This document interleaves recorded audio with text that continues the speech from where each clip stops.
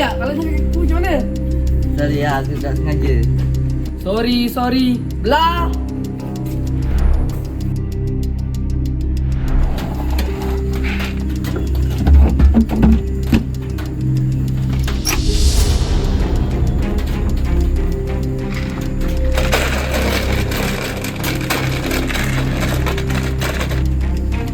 Untung kau kambing, hari-hari ada orang bagi kau makan.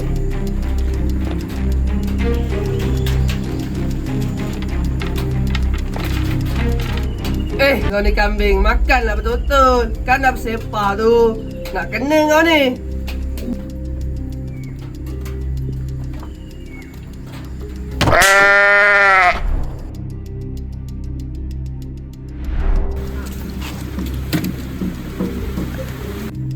Mail, ambil skut jap. Awak skut tanah ni ya. Mail, tolong ambil butter tu, tolong letak kat getah tu, Mail.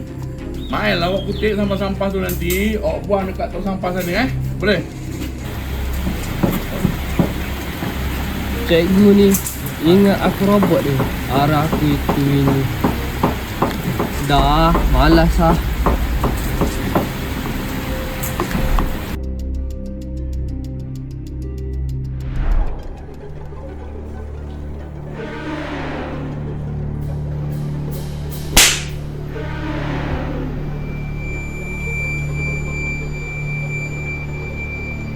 Hai manusia, kau tahu setiap perbuatan ada balasan.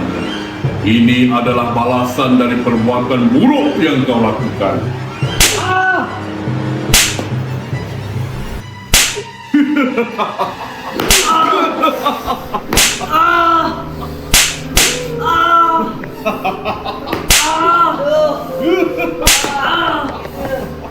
Aduh, kena ni.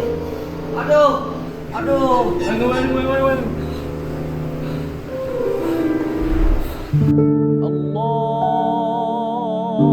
Akbar, Allahu Akbar, Allah. Ramadan, aku hampir terlepas peluang untuk berubah. Aku hampir melepaskan peluang untuk meminta maaf. Kalau ini yang terakhir, aku belum sedia, ya Allah.